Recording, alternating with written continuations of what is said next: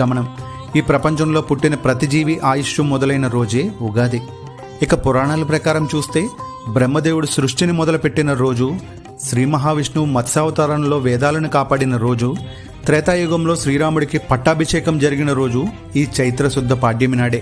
అందుకే ఈ రోజున తెలుగు రాష్ట్రాలతో పాటు మహారాష్ట్రలో గుడిపడవ, కర్ణాటకలో యుగాది, తమిళనాడులో పుత్తాండు, పంజాబ్లో వైశాఖి ఇలా రకరకాల పేర్లతో దేశవ్యాప్తంగా ఘనంగా జరుపుకుంటారు.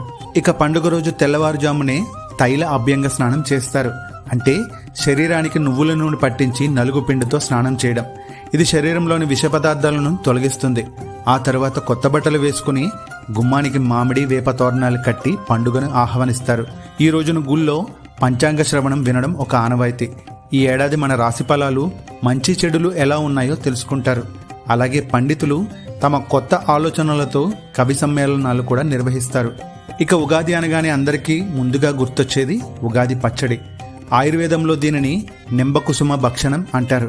ఇది కేవలం పచ్చడి కాదు, ఒక మహా ఔషధం. ఇందులో వాడే వేప పువ్వు నులిపురుగులను చంపుతుంది. మామిడి యాంటీవైరల్గా పనిచేస్తే మిరియాలు జలుబుని అదుపులో ఉంచుతాయి. మరి ఈ పచ్చడిలో వాడే 6 రుచులు మనకి ఏం చెబుతున్నాయో తెలుసా? బెల్లం అంటే తీపి, సంతోషానికి గుర్తు. ఉప్పు జీవితంలో ఉత్సాహానికి సంకేతం. వేప పువ్వు